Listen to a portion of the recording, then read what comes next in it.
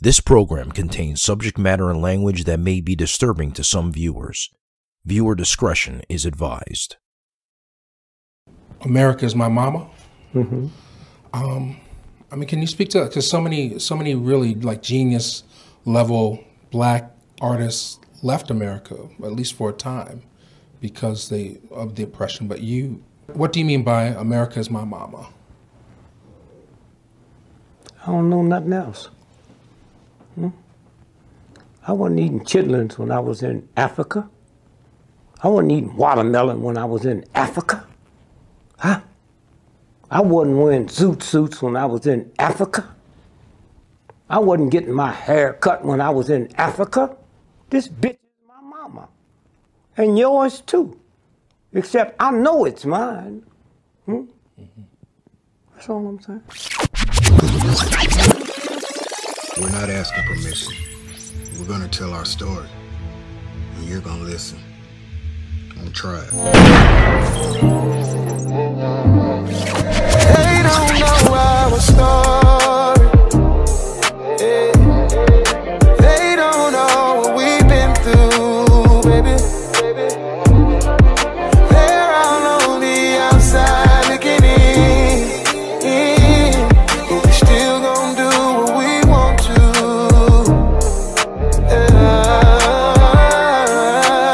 Touching conversations. A bunch of apologizing and explaining, but we live and we learn. Hey, I bet they ain't think that we would make it, but we overcame it. This shit ain't nothing to play with. Family over everything is still the same shit, and I wouldn't trade it for nothing. Nah, we've been through hell and back, but we're still standing, standing on our team. Hey, you know how we do it, we go all in. Yeah, it's us over everybody. Spot when it's trouble in paradise. Nosy motherfuckers wanna hear about it.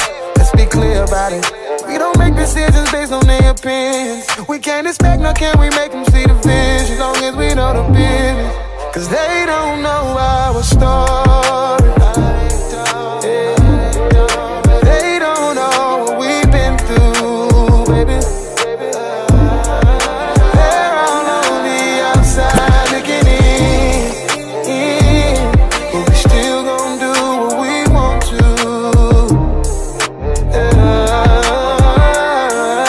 Never said it would be easy, but when you commit to shit, you gotta keep on fighting for who and what you believe in.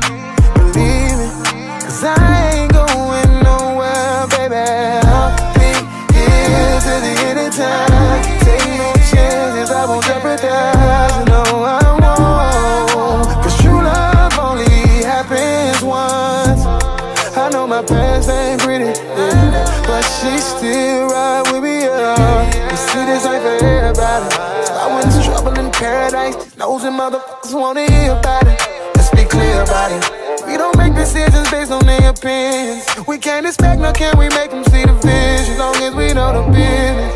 Cause they don't know our story. They don't know what we've been through, baby. They're all on the outside looking in. But we still gon' do what we want to.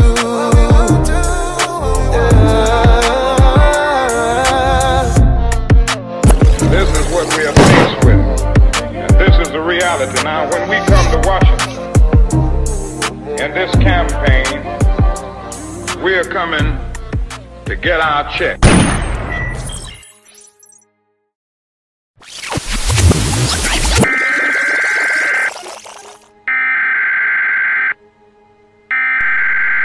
We interrupt our program to bring you this important message.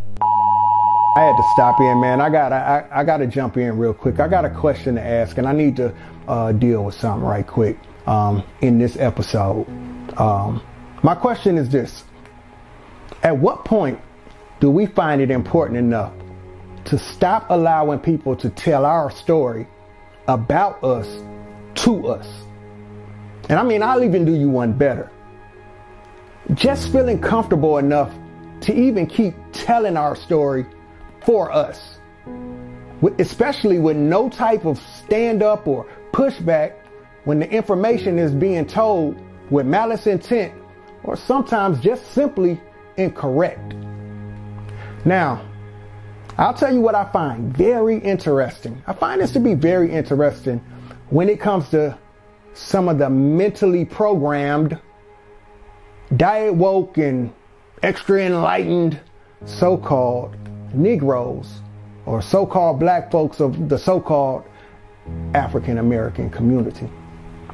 And just so it's clear on who I'm actually addressing right now, I really want to take a moment or two to speak respectfully to the so-called pro-black, dashiki made in China wearing, black power chanting, Wakanda forever, Pan-African Americans that fantasize and romanticize about the whole continent of Africa as if it's not like 52 countries in that continent with different cultures and things like that. That's not the same.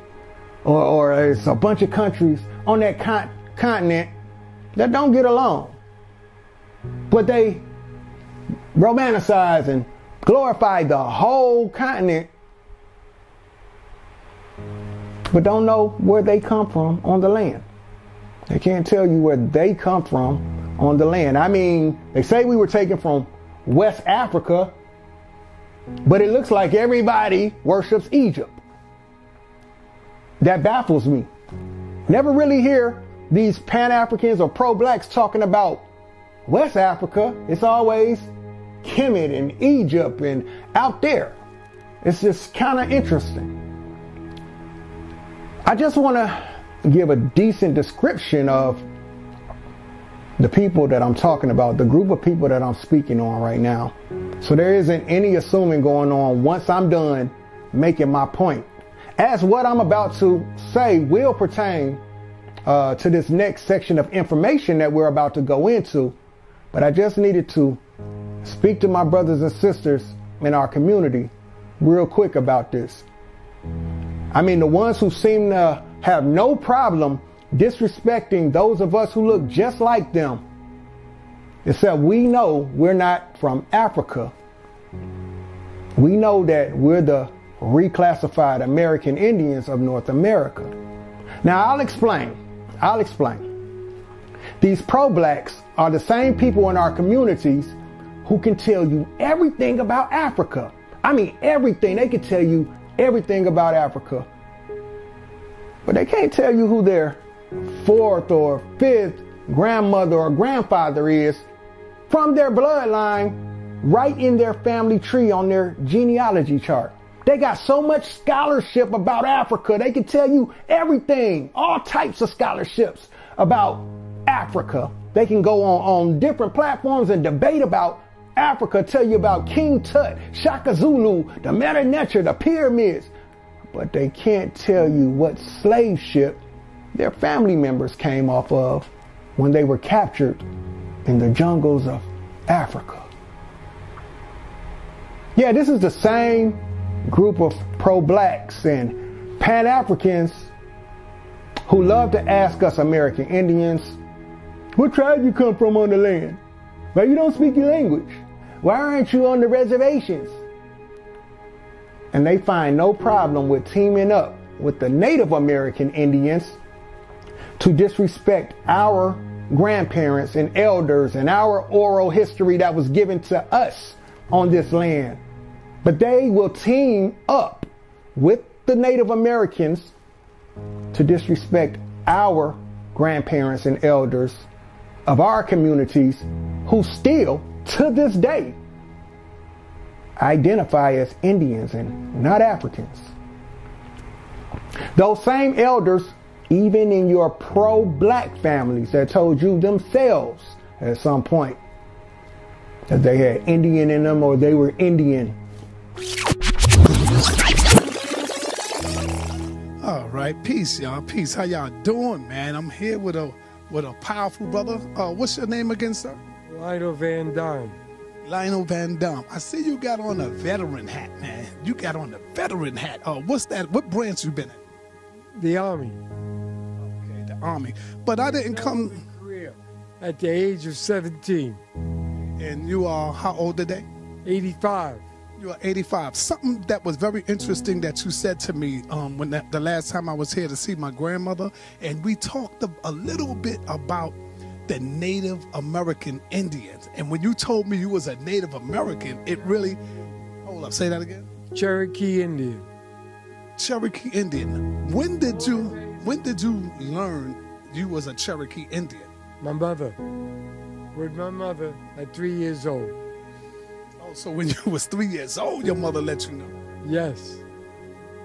Have you ever been to some of the powwows that's out there? Yes, I have. What can you tell us about it? Powwows, reunion of all the tribes or the Cherokee Nation. We stick together like glue. We feed the nation of our people, and we take care of our people, and we never give up. I'll die an Indian, and that's it. I don't care what my complexion is. It doesn't matter. My kids are Indian, and I'm Indian. So are you telling me, sir, that you are not African? You don't have no African blood or nothing? I have no I don't know what my daddy was. He raped my mother, I guess. He stole a piece from her because she was pretty. Oh, incidentally, my mother was very fair, almost white, blue veins, red hair. But she still was a Cherokee Indian. She had no white in her at all. She's part of the nation. She's dead. She lived to be 89. Grandmother lived to be 90. Grandfather lived to be 110. I'm 85, and I'm going to try and beat my grandfather and go 112 if I can. Beautiful. You're going to definitely make it. What can you tell me about the relationship between the Cherokee Indians and the African people? Hi. Thank you, darling.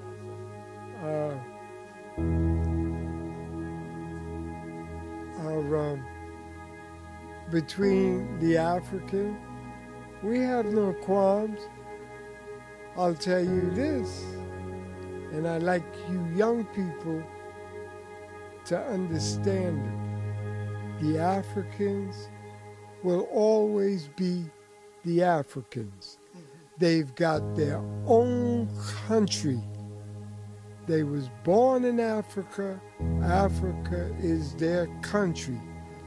You're a Negro, what the white man gave you that name, and that's what you are. The Africans have nothing to do with the Negroes in the United States. They walk away in a minute and say, I'm a doctor, I'm a lawyer, I'm whatever, and I'm African, and I'm black, and I've got my own country.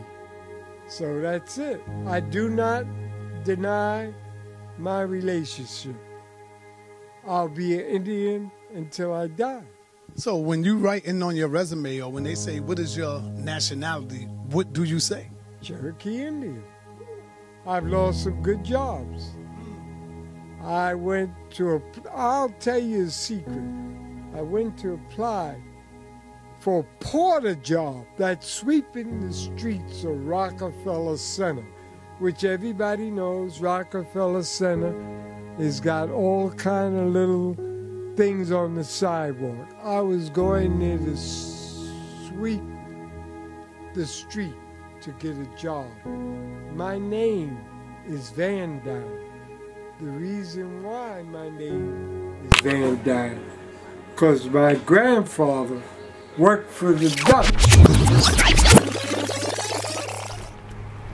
Those same elders, even in your pro-black families, that told you themselves at some point that they had Indian in them or they were Indian. Same Indians, same people. This is before you decided to become extra woke and African.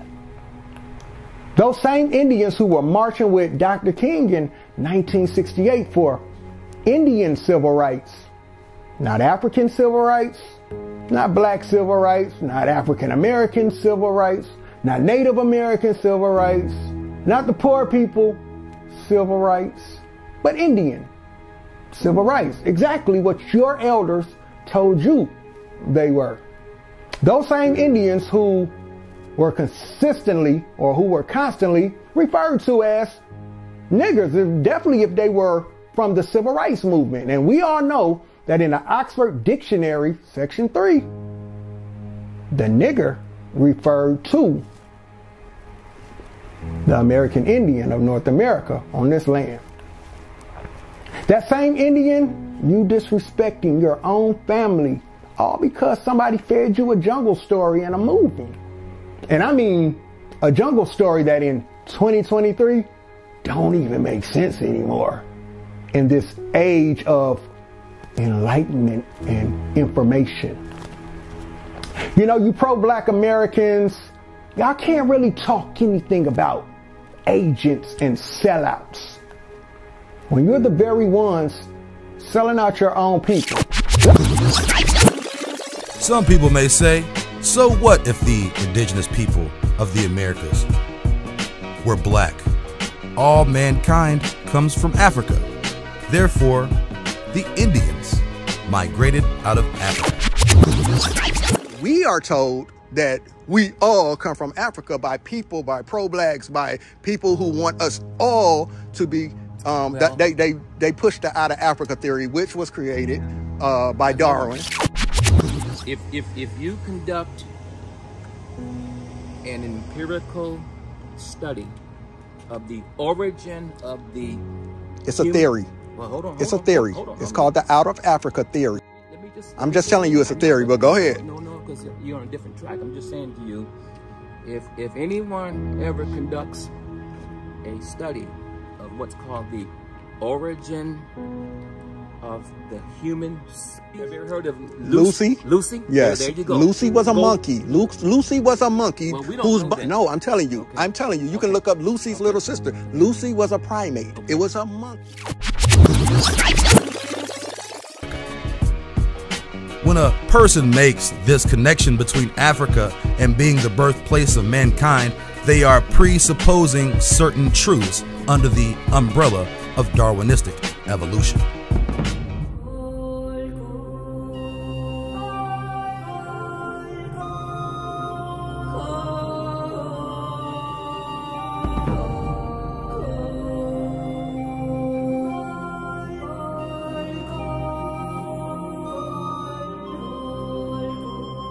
The placing of the boy in the cage with a monkey is an outrage. The Negro race in America has a hard enough time as it is in getting away from the prejudice that is closely related to the monkey without having a member of the race placed on exhibition. Leading men of science from Harvard and Princeton and Columbia University was saying that Africans were midway between an orangutan and a human being. So 100 years later, it should not come as much of a surprise that many people still cling to these notions of European superiority, African inferiority.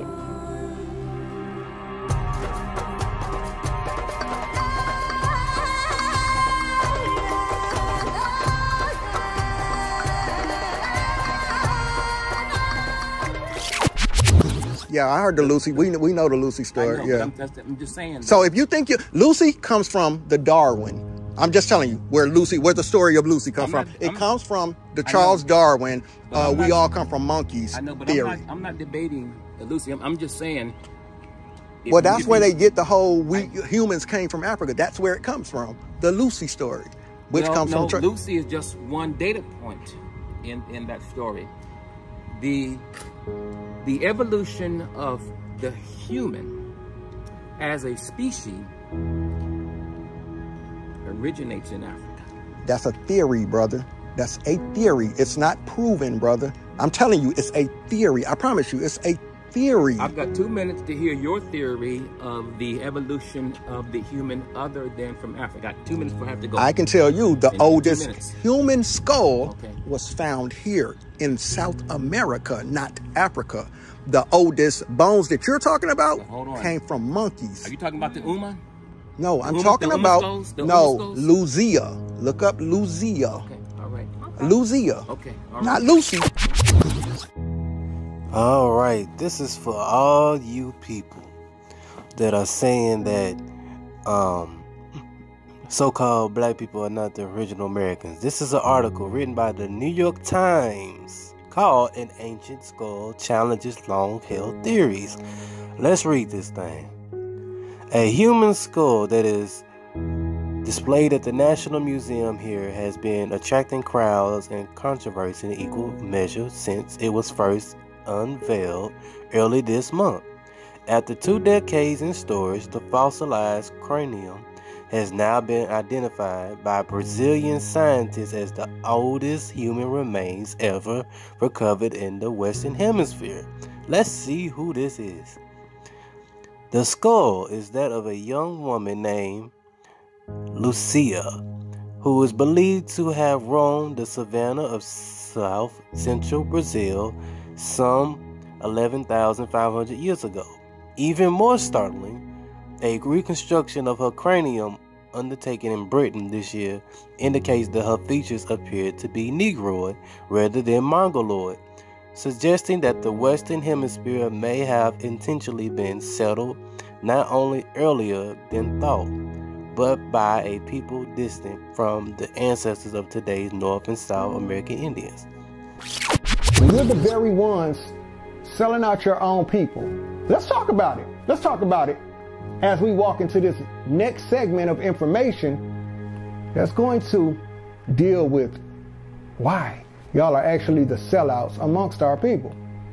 Now, before I get into this info, I just wanted y'all to know I needed to say this to these brothers and sisters, because honestly, the math ain't mathing when it comes to their sellout activity and the way they disrespect us, the way they team up with the people who's taken our identity on the land, the way they go against their own family bloodline to go with the oppressor's information.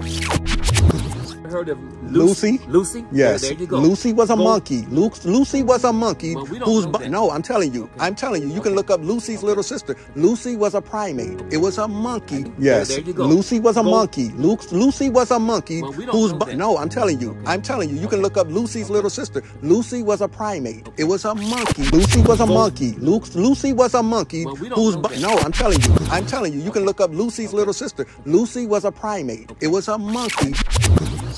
Darwin argued that the break in evolutionary history between apes and men came between Africans and Australian Aborigines and gorillas. In other words, he thought blacks were the closest humans to apes. When you're the very ones selling out your own people, when you're the very ones selling out your own people, when you're the very ones selling out your own people.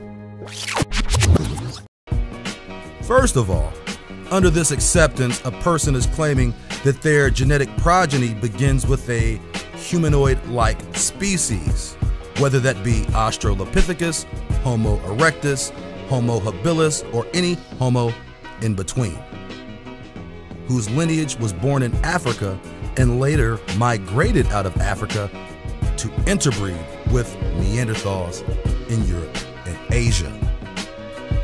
Understanding the inherent genetic difference between man and mankind, anyone claiming to be from Africa under the premise of this classical scientific narrative is mankind, which is a hybrid between man and a human-like species that can be genetically traced to primates. It must be understood that the most notable factors attributing to the difference between races is geographic isolation and sexual selection. Hidden within the ideology of Darwinism is the fallacious use of chronology, built into this accepted theory of grandeur. Thousands upon millions of years of adaptation and natural selection have propelled the course of evolution from apes to humans. The only issue with this doctrine, as it concerns modern humans, is the fact that this theory involves the interbreeding of man with a man-like species, similar to the idea of a Neanderthal mating with modern humans. Simply put, there is a large portion of the world's population with significant genetical makeup stemming from branches of primates. These are the populations that migrated out of Africa.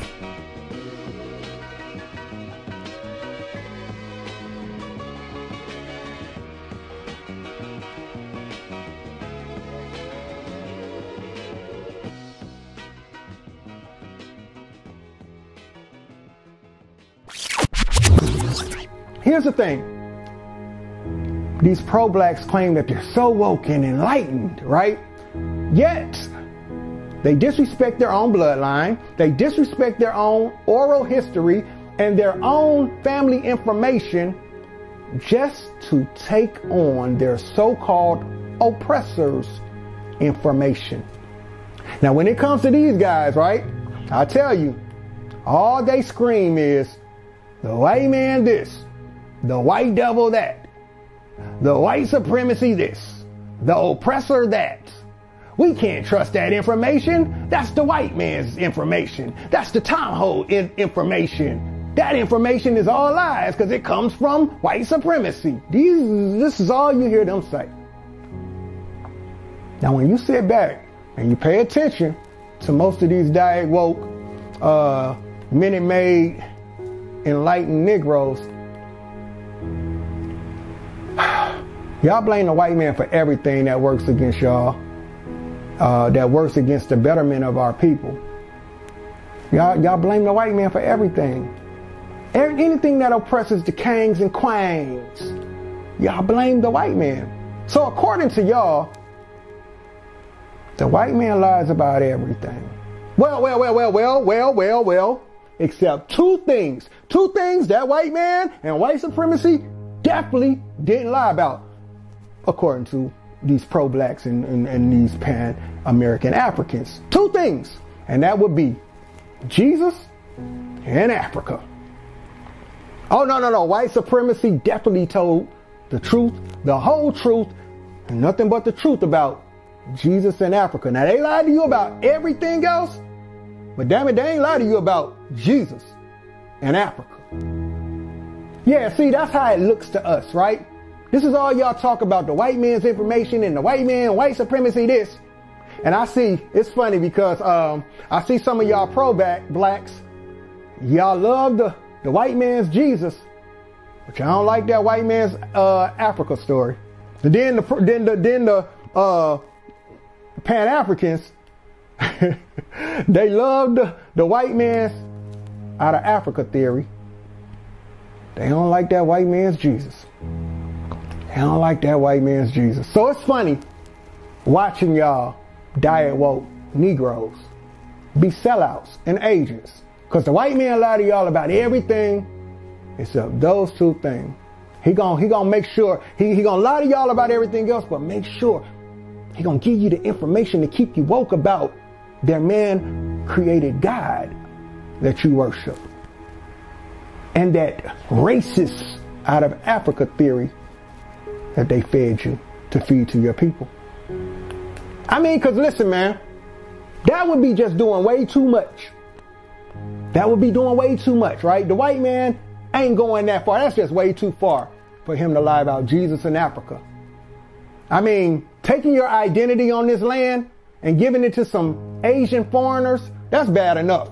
And plus, they're giving it to themselves while they're pushing you off the land, telling you come from somewhere else. They're taking your identity. Even the white man is taking your identity on this land. They're mating. They're procreating with the Native Americans. So in a minute, the Indians won't look nothing like us anymore. They're going to be white and look like the natives. Come on, y'all. We got to make this make sense, right? That's not enough to steal our identity, give it away, then give us your Jesus, and then feed us your racist out of Africa theory. That's the best thing they could give you, right? That's the best thing they could give you. They gave you the most top-notch racist Charles Darwin, monkey business, banana in the tailpipe theory to spread to your people. So hopefully y'all can get them to be just as big as sellouts as y'all are. Your family never told you, diet woke niggas, that y'all came from Africa. But let me show you who did. Now this is where we find out who you really are. Because as I show this information to the people who don't know this information, if you see this information and you already knew this information about how racist the out of Africa theory is, and you still are pushing that to our people, to our children, you're every bit of the sellout that I called you. You're every bit of the Judas amongst us. You're every bit of that agent here to oppress us and cause confusion. But if you're someone who believed in the out of Africa theory and you see this information and you didn't know, it's okay. It's okay. It just shows that you wasn't as enlightened as you thought you were. You wasn't as woke as you thought you were. The moment that you think you know everything is the moment you're going to find out you don't know nothing. Don't try it. Check this out. Barnum's so-called man-monkey was an African-American man named William Henry Johnson. Thanks to Barnum, Johnson spent much of his life on public display as an evolutionary missing link, sometimes in a cage. Many reporters at the time were happy to promote the deception. The New York Tribune declared that Barnum's performer seemed to be a cross between an ape species and a Negro, while another paper declared, "The head is shaped like that of a monkey, but the face is more like that of an African Negro of the lower order. It has been pronounced by naturalists as a specimen of the connecting link between man and monkey." Many more supposed missing links were marketed to the public at freak shows throughout America. In the 1880s, there was Crow, promoted as living proof of Darwin's theory of the descent of man. She was described as a perfect specimen of the step between man and monkey. Actually, Crow was a young woman from Southeast Asia who suffered from hypertrichosis, a rare genetic condition that produces excessive hair. In the early 1900s, there was Congo, the ape man, usually exhibited in a cage next to a chimpanzee. Most of these early presentations of missing links were crude hoaxes put forward by hucksters, not scientists. But the quest to dramatize the lower stages of human evolution eventually reached far beyond freak shows. It ultimately involved the most elite members of the scientific community, and it was given a platform at one of the most celebrated events in early 20th century America. The original indigenous inhabitants of this planet, planet Earth, the original Terrans, are the black people. Not African people, I'm saying the black people. We have been lied, folks. We have been duped, believing that the way that the Africans came over to America was through a ship, through the Atlantic Ocean, okay? And they were brought in from Africa as slaves. They were brought in, you know, from Africa to Haiti and all these other places as slaves, right? Well, that's completely false. The truth about them, the true indigenous Terrans of this land, is before planet Earth was colonized, the whole planet was ran by the true Terrans, which are the black people, okay, or brown people. Well, I'm part brown, Mexican, I don't even know what you want to call it, but you know what I'm saying. You think about it, even in Mexico, the Olmec head has always baffled me because I thought, wow, the Olmec head, he looks very African. How do we all come from all those races? You gotta understand that the first people on this land were blacks, right? And then the whites came, mixed it up with them, and then the Chinese came and mixed it up with them. So a light skin having babies with the Chinese makes us Everything we've been taught in the American education system is all a lie. Yes, Native Americans weren't the original people of this land. We actually took it from black people. Maybe we carve out a part of the United States and put the whites there and stick the blacks elsewhere or move them somewhere. They should go backward, quote unquote, wherever they came from, which was here. So they should go backward, quote unquote, wherever they came from, which was here. Backward, quote unquote, wherever they came from, which was here. Now see, this is exactly why we're doing this docu-series. So you'll be able to understand the difference between the Native American Indians and the American Indians, okay? You'll be able to understand their struggle and our struggle, okay? You'll be able to understand that these are two different groups of people with two different cultures and two different histories, okay? So this is the reason we're doing this docu-series, and we're doing it very basic. We're asking very basic questions, and we're giving you very basic information because a lot of us don't know this information, okay? A lot of us still today, when they hear Indian, they associate us with the Native American Indians that they see in the Hollywood movies, the cowboy and Indian movies, the Asian looking people, the people that come from Siberia, Mongolia, China, over that way, that came through Alaska into America. Those people, the people who were with the circus. They were entertainment Indians. So when you see those pictures of them on the horses and stuff, they were with the circus. Those were circus pictures, okay? Just a few years after Bighorn, American scout, buffalo hunter, and showman Buffalo Bill Cody founds his Wild West Show, an extravagant touring pageant of all things Western. He had been eyeing the opportunity since the battle occurred. Ladies and gentlemen, Buffalo Bill's Wild West. Racing horses, roping, riding, shooting, all of these things were part of the show. The performance of Custer's Last Stand is a highlight. Before cinema or television, the Wild West brings history alive. Montana is pretty remote, and most people will never step foot on that land. But then you're sitting in an arena and you're attending a show, and here it is in front of you, and the guns and the noise and the dust, and it's all there. Curiously, the biggest draw is the real-life Native Americans performing in the show. When American Indians are seen as a threat, they're depicted as savages, of course, and they're something that's fearful. Once they've become domesticated, they become an item of nostalgia. For the Indians, the show represents a chance to escape reservation life. Records show that Cody paid his performers well. The Wild West starts out with 36 Pawnee performers, but shifts focus to Sioux from the Pine Ridge Reservation, eventually employing 100 at a time. The Wild West shows offered Native people suffering under these pressures of assimilation an outlet, an ability to travel, an ability to perform.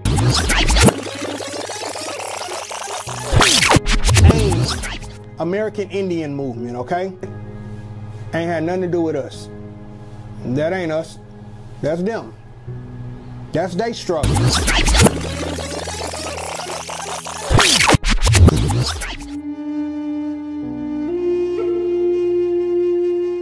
The American Indian movement was founded in 1968 in Minnesota by Dennis Banks, George Mitchell, Clyde Bellecourt, and many others. The goal of AIM was to better protect and care for Native American people, as well as lending a hand to Native Americans who have been displaced and treated unfairly by the government. Since its foundation, the group has led numerous protests, employment programs, and founded reservation communities. In the early morning hours of November 20th, 1969, 79 American Indians, including students, married couples, and 6 children, set out to occupy Alcatraz Island. Alcatraz had been dormant for 6 years since the Bureau of Prisons closed the penitentiary. No one had come forward with a feasible plan for using Alcatraz, so American Indian activists decided to seize the island shortly before Thanksgiving and claim it as Indian land. This internationally publicized political protest was done to focus attention on the plight of American Indians. Indian unity was a key focus of the Indian movement, and there were plans to establish an American Indian cultural center on Alcatraz. For 18 months, American Indians and their families lived on the island. However, public interest in the occupation waned and order among those living on the island began to deteriorate. By late May, the government had cut off all electrical power and telephone service to the island. In June, a fire of disputed origin destroyed numerous buildings on the island. Left without power, fresh water, and in the face of diminishing public support and sympathy, the number of occupiers began to dwindle. On June 11, 1971, a large force of government officers removed the remaining 70 people from the island.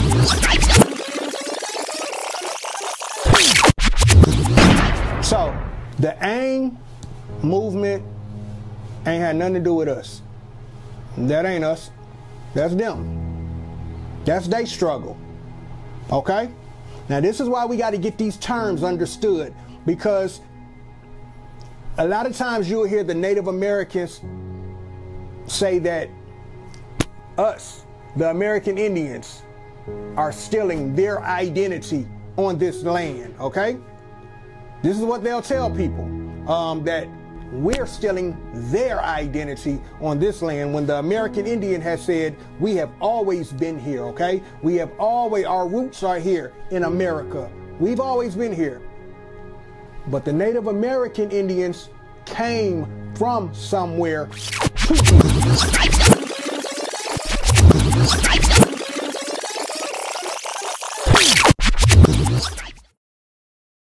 Before the Pilgrim Fathers landed at Plymouth, we were here. Before Jefferson etched across the pages of history the majestic words of the Declaration of Independence, we were here. Before the beautiful words of the Star-Spangled Banner were written, we were here. And for more than 2 centuries, our forebears labored here without wages. They made cotton king. They built the homes of their masters in the midst of the most humiliating and oppressive conditions, and yet out of a bottomless vitality, they continue to grow and develop. You see evidence that people came across a land bridge. You see evidence that a land bridge did exist in the past.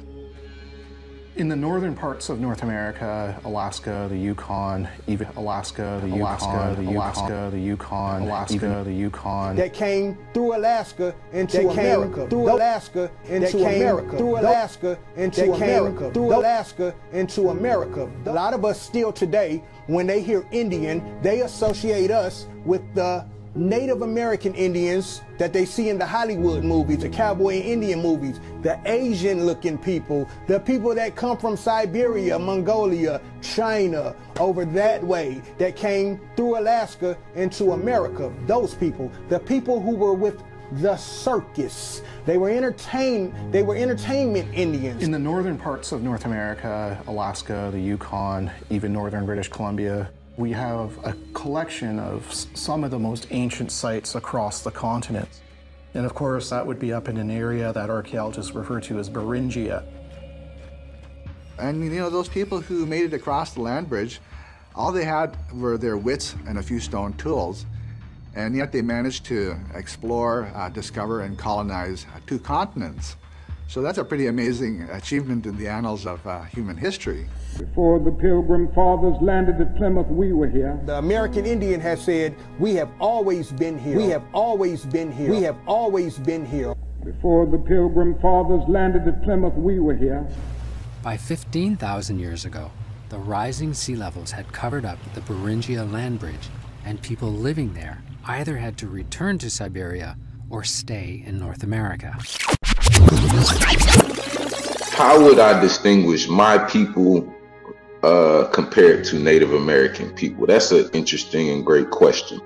I think first it's understanding that all people, whether they look similar or non-similar, right?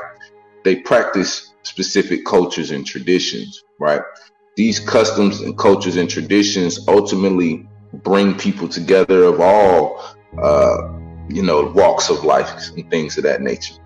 But for me, how I distinguish myself first and foremost from Native American people is with culture, right? When I compare our culture to Native American culture, there isn't really much of a comparison. My people, we're on the forefront of pretty much all arts and sciences, as far as music, as far as engineering, as far as acting. I mean, the list goes on and on of the contributions that my people have been able to contribute to the world compared to Native American people. And that's not a slight to Native American people. It just is what it is. They have their contributions and we have ours. I think what's been kind of leading to the misunderstanding of our contributions to the world is the fact that Native Americans have been able to kind of amalgamate their culture with our culture. And so further disenfranchising, as well as further making it more ambiguous to kind of understand how to differentiate between an American Indian and a Native American. I think that is their jobs, honestly. So I would say definitely Big Mama's house is a part of our culture, right? Having a matriarch that is in control of the family, making sure that everybody's taken care of. Family reunions is a part of our culture. Barbecues is a part of our culture. Knowing our bloodlines and our birthrights and things of that nature, our genealogy per se, that's a part of our culture. And I understand that there are other cultures who also practice these things as well. But we have a specific acute caveat when it comes to how we do our things, and that's what distinguishes us, right? When we wear hats, we just don't put them on our head. We have to put them in a specific way. They have to be made a specific way, and it's not something that people necessarily just always teach us to do. It's already in us, and so if I was to say what's the best way to distinguish us from Native Americans, for one, I'll say hair. For two, I'll say skin color. For three, I'll say food and diet, right? Those would be my three main distinguishing factors. And that would be in comparisons to any other people, whether it be Native American, African, or any other people, right? We want to look at skin color. We want to look at the composition of their hair. And we want to look at what they eat and the cultures that they practice. And then if you can find similarities amongst those three, then you may have something. But I have yet to find the culture on the planet that has been able to compare with American Indian culture and its contributions to the world. Okay, man, as it pertains to the American Indians versus the Native Americans, y'all know I try to move in peace and love, so I ain't trying to really be against it. It's just the understanding of the truth and the differences of who we are.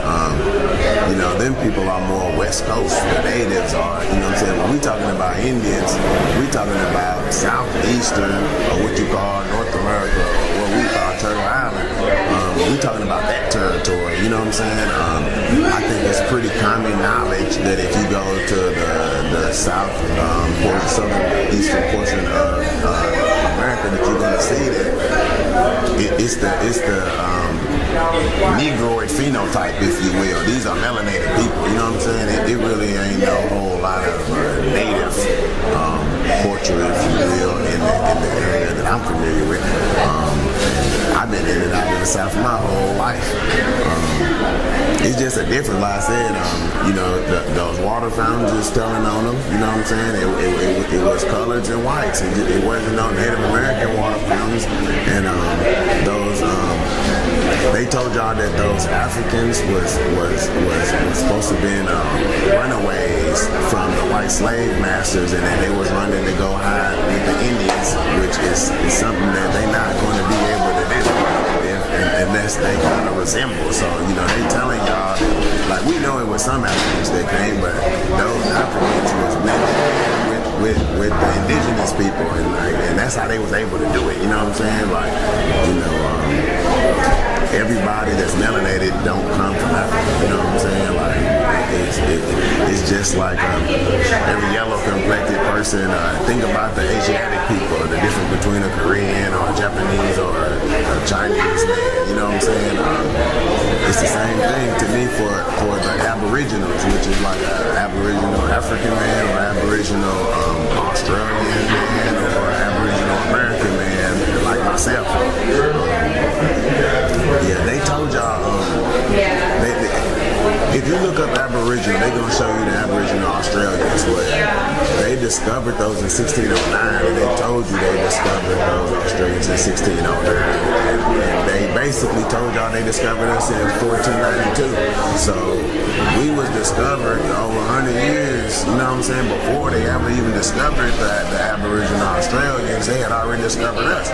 And we know they was talking about us. If y'all go look up Hernando de Soto, he was one of the Spanish conquistadors. He traveled to Florida.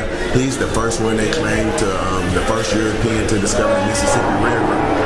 Had something to do with the Natchez and Indians and all that stuff that went on down there. But he was describing melanated Indians that he was seeing. I think it's clear that he wasn't talking about no Native Americans. You know what I'm saying? Like, it's us that he was talking about. I seen some of the illustrations from back then also, and we talking about mid-1500s. I think he passed away. Yeah. So we talking about mid-1500s when all this is going on. You know what I'm saying? He's traveling in the southeastern of what you would call United States. You know what I'm saying? And he's traveling the land, and he's telling his story along the way of what he's discovering. You know what I'm saying? And what he's seeing and who he's seeing, and it's us. Like, you know what I'm saying? Like, it's our ancestors. You know what I'm saying? It's our ancestors. It's the people that look more like myself. You know what I'm saying? Like I said, I'm understanding maybe it'd be a different history like out west. I don't really. That's not my focal point. You know what I'm saying? My focal point is our territory, which is southeastern America or North America, Turtle Island. It's a lot of us. We spread everywhere. I think if I'm not mistaken, it's 23. Yeah, it's 23 countries in America. It's 23 countries in America. If you add up all the islands, it's like 30-something countries. So that's 30-something. That's 20 to 30-something flags, 20 to 30-something different people, 20 to 30-something different languages. They all Americans. You know what I'm saying? They all Americans. They go all the way from Greenland all the way down to South America. You know what I'm saying? And like, this is our territory. When we talking about American Indians, we talking about primarily southeastern North America. And this is the territory we're speaking of. This is the territory where the Civil Rights Act was very active at during the Martin Luther King era and things of that nature. And so, you know, the information that we're speaking on is pertaining to this right here. And we know that we are the Indians that they're speaking of. And on another note, many Native Americans don't claim to be Indians, like, because it's not everywhere you go that Native Americans is gonna tell you that they are also will be an Indian. You know what I'm saying? I think in like a lot of the misnomer black culture, we just kind of bunch all that up together. But I've met Native Americans that's gonna tell you like, we're not Indians. We don't claim to be Indians. We're natives. And so like, we got to keep that in mind. Like, everybody's not claiming to be Indians. If you ask the Native Americans who built the mounds, they say the Indians built the mounds. You know what I'm saying? It's like some of them understand that it's some people that was here before them. I mean, they have a migration story. It's as simple as they have a migration story. So, you know, I understand that it was a long time ago, but they have one. You know what I'm saying? And my people don't have no migration story. We are from here. And so that's what we want. As far as, you know, descriptive terms, as far as like what they called us and everything like that, a lot of people get the two misnomers mixed up: Native American and American Indian. All right, so when that came up, you know, on my radar as far as like information goes, once again, I used to think that you know, if you look up Native American, you're going to see a certain phenotype, you know, you're going to see a certain complexion, you're going to see, you know, with the Indian, with the feathers in the head, you know, the headdress.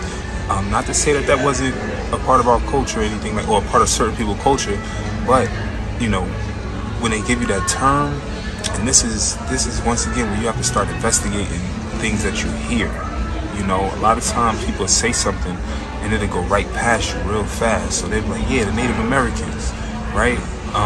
They had the teepees, and they had the Indians, and they had the war bonnets, and they was, you know, making all of the sounds, hitting the, you know, whoa, all that stuff, you know, war calls, and then you had Hollywood didn't help with, you know, the cowboys and the Indian stories and stuff like that. So you get that Tonto looking in your head as soon as you say Native American, and then you hear something about the American Indians, and you're like, yeah, the Native Americans. But those are two different terms. So, you know, you have to really look into that.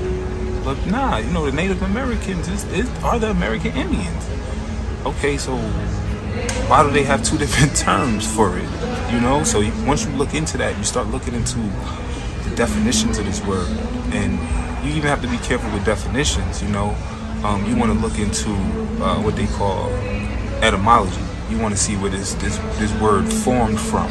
You know, then you can kind of get an idea of what they meant. You know, they say words have power, words are spells, and all of this stuff. Then let's figure out. So words have spells. Is it the original definition, or is it the socially accepted definition? You know, so there's a lot of stuff like that. But so once you look up the word native, well, you can find Native American, and it will give you a description. But Native American just pretty much means born of this. You know, wherever you're born at, you're native to that particular place. So if your parents are from Italy, or you know, a whole nother continent, and they were born in over here in the Americas, or they had you over here in the Americas, which means you were born. Your parents weren't born here, but you were born here. Then that would make you native to this land. That particular place would be America, so you would be a Native American. Fair enough. Okay. It happened a long time ago. Okay, fair enough. But you still have another term that you were saying, American Indian. So now when you start looking up American Indian, or even just the word American, you know, you start to see certain words in that definition.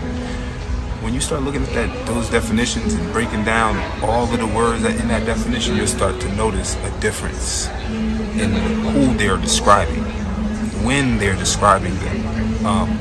You know, who came here, what came here, you know, what cultures came here. You start finding this stuff in definitions, you know, and it don't match up with what we were taught a lot of times, you know. So once again, gotta investigate, you know.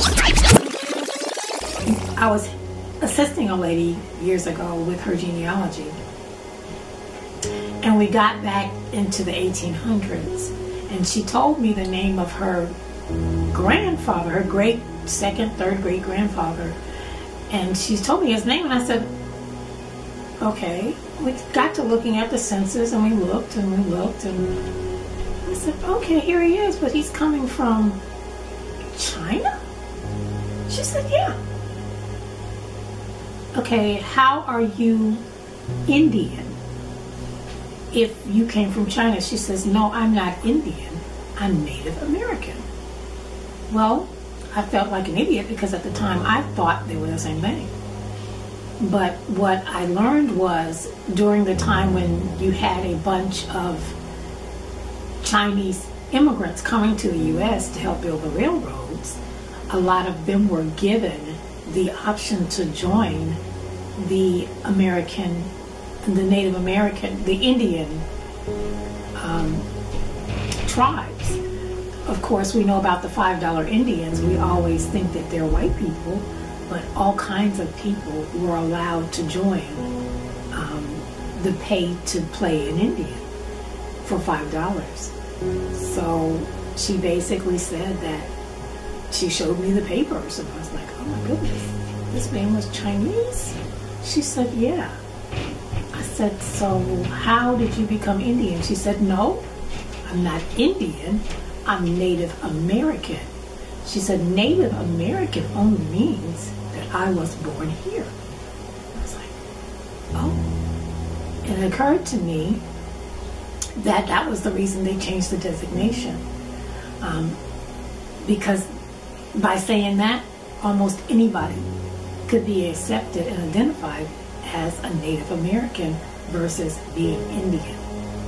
Because, of course, as you know, over the years, they have done everything they could to disappear the Indian by ink. You know, they just basically whited it out, wrote over it, you know, rewrote the document. And you were whatever they said you were on paper, because that's one thing about certain races of people. If it does not come up on a document, it never happened. And that's the problem I have with proving that Chinese were actually allowed to become Native Americans, because there's very little documentation that exists, especially mainstream. And had this lady not shown me her grandfather's immigration papers, had we not found him in the census, had she not told me what happened with the Dawes commissions and the various Guyon Miller and all those other commissions that were allowing people who were not blood-born Indians to become Native Americans. Well, they called it Indians for a while, but then they said, well, we can't really do that because, you know, as technology got more savvy, they start being a little smarter in what they call people.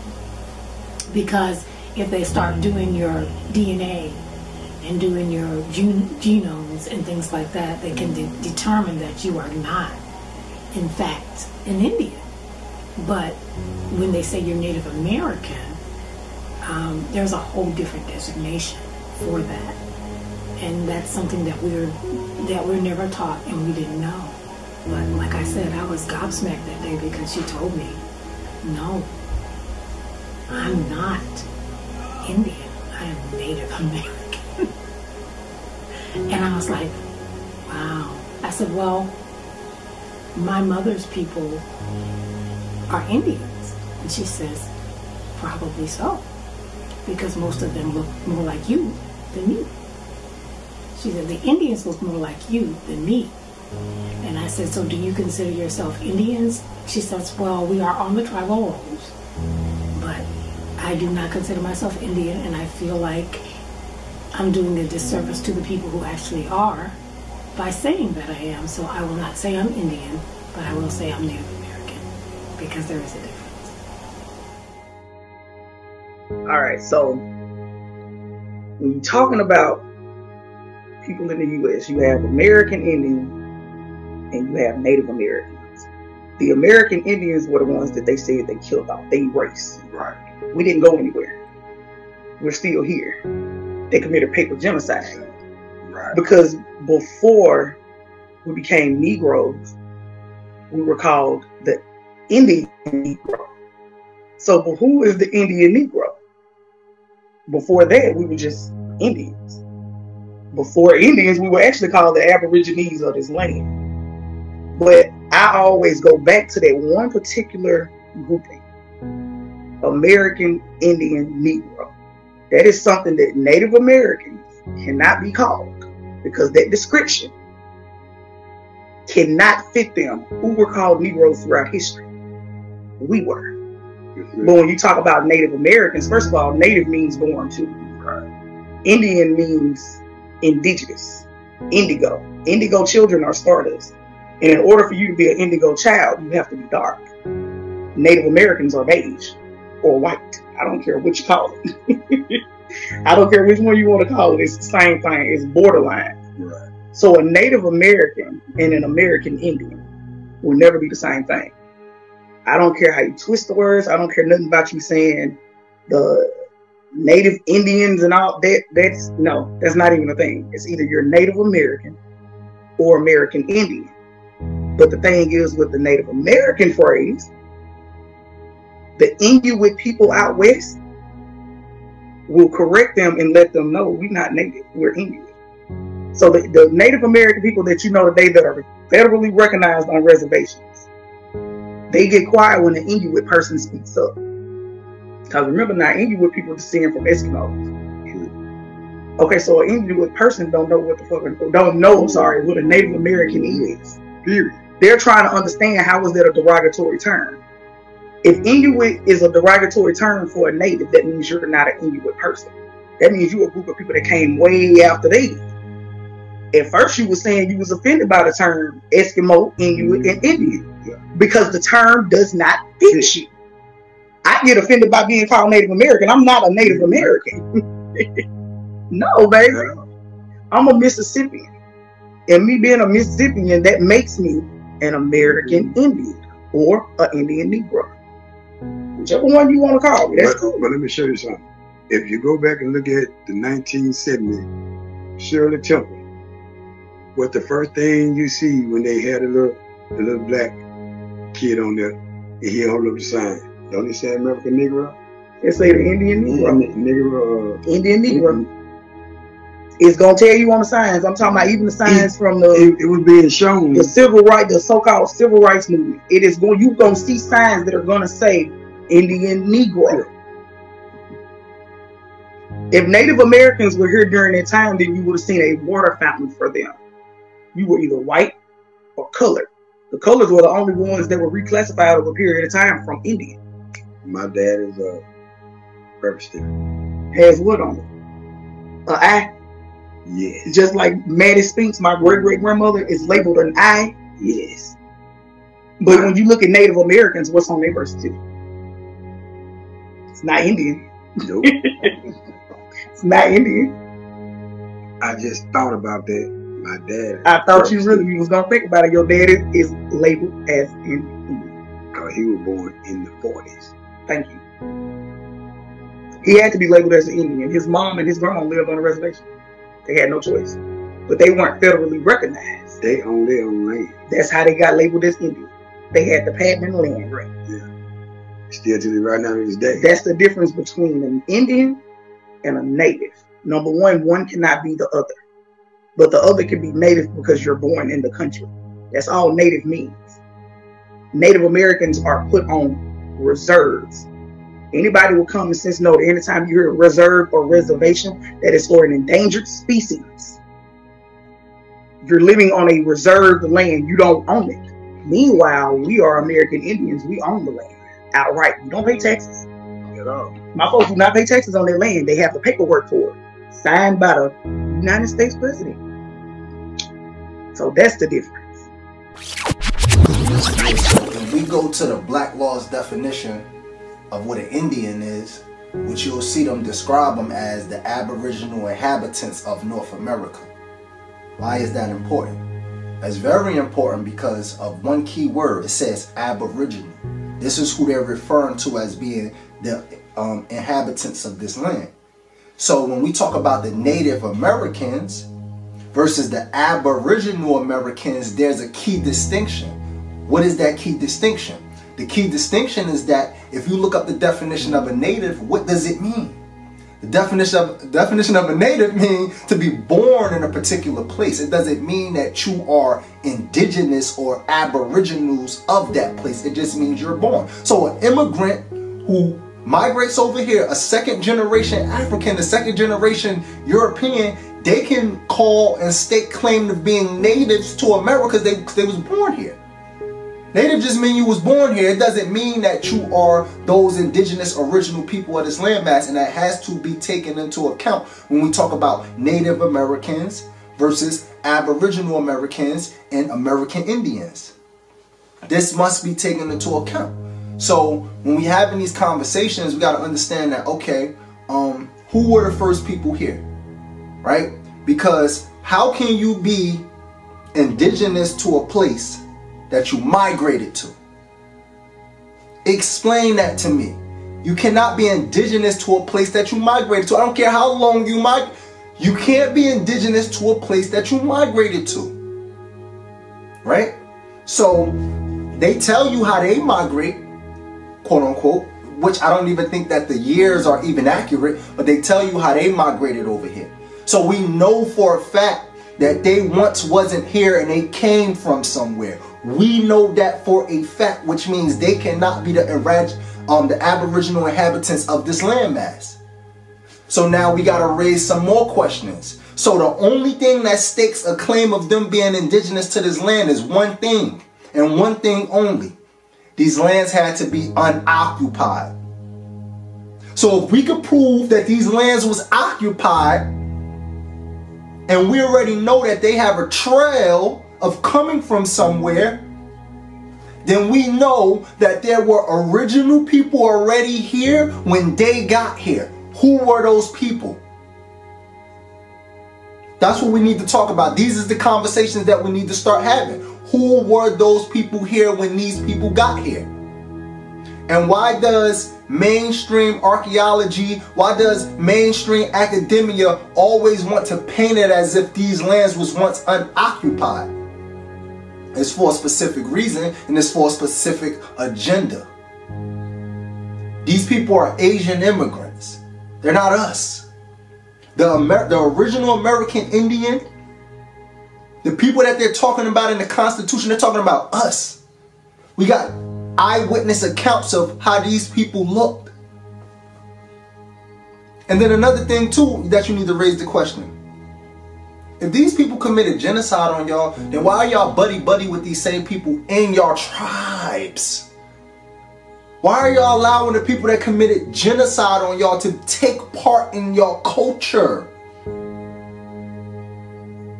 And there's no uproar. The only uproar comes when we say, no. We was here. We them Indians, they talk now, it's an uproar. But a colonizer can call himself an Indian, no uproar. No pushback, no nothing. Somebody lying. Somebody lying.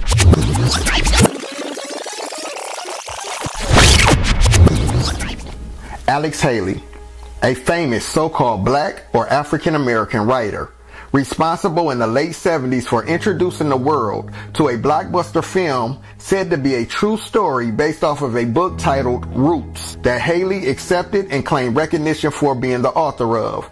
And it was passed down generation after generation and was even shown and taught in many school systems throughout the so-called black or African American communities all over the globe, as if it was the story of all so-called black or African Americans, which is definitely untrue.